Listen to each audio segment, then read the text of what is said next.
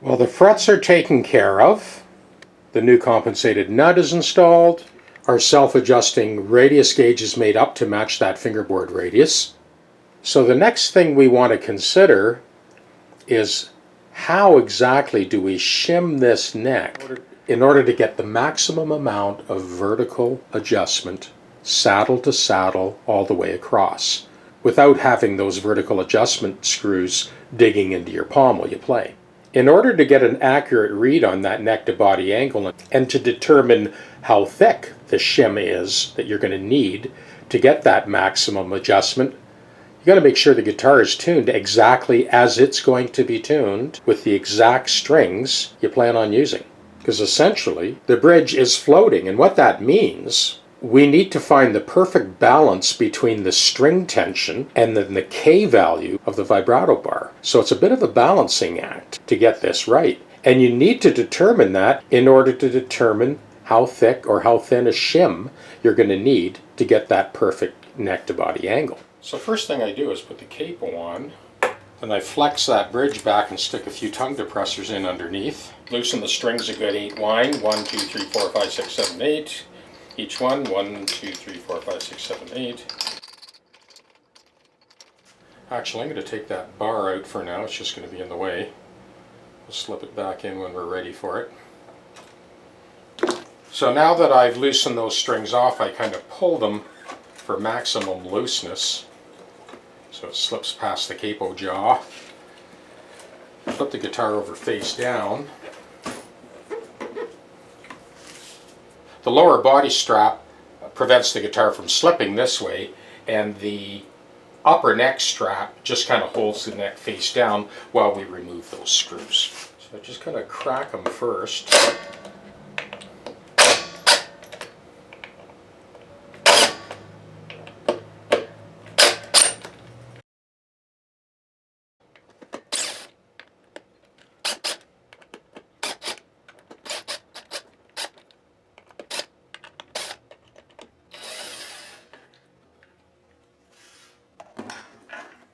So there's the shim that was in there, and that obviously was not enough. This gives you a good idea just how critical the shim thickness is. I'm just wetting my fingertips, and that gives us 16 thou, 14.5, 16. I'm going to go with that. We are halfway between the 20 thou shim that was too thick and the 11 thou shim that was too thin. Let's try this. So I just approximate it first before I take off the capo. I'm really just watching the string pull taut at each post. I'm not really worried about tuning it at this point. Just want to get that capo off and then we'll tune it.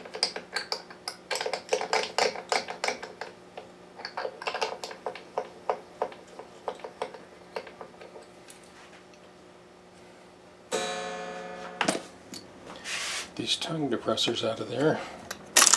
So here's our final tuning check.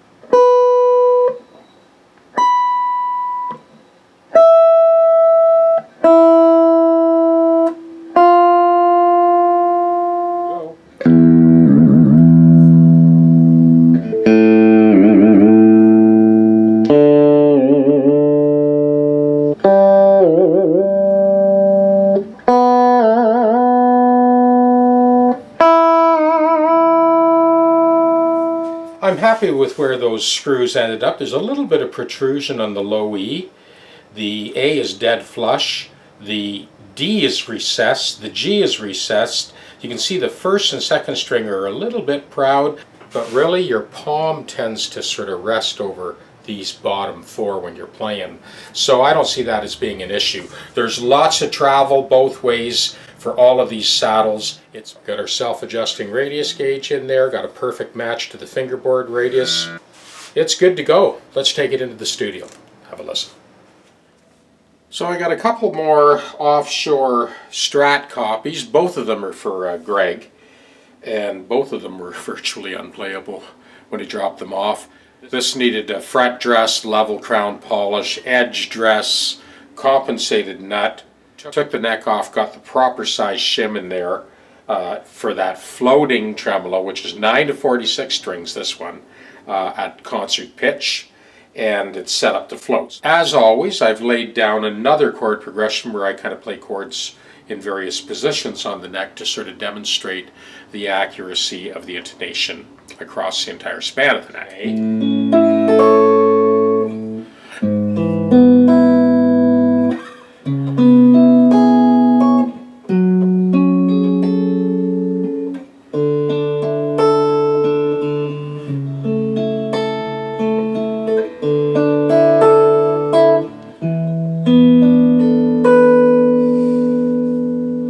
And this bridge has the 6 screws across the leading edge of the plate. No danger of this breaking through to the cavity. I did heat that bar up and just kind of repositioned it. It's a little more comfortable to use. So I'll let that loop play and just flick around the pickup positions, and I'll let you hear this thing. Okay, here we go.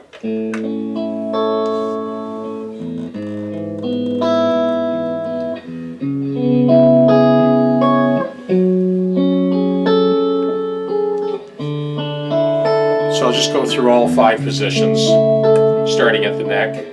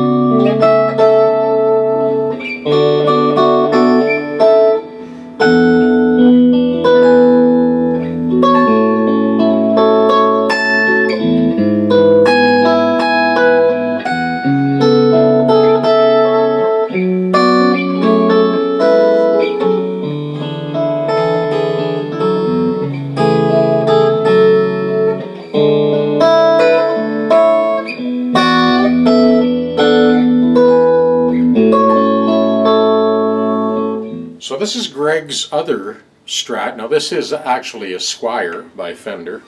The other one was, not too sure what it was, some offshore thing. Now it just so happens that the bar fits in both these guitars, so he lucked out there. And again, that was that progression.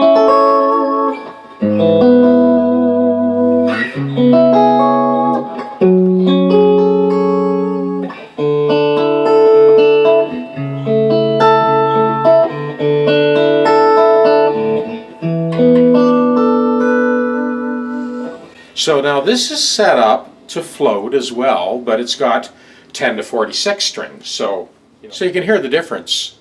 The guitars are just about identical. It just occurred to me they're almost the same color. It's a nice color. I don't know what that is, an indigo or something.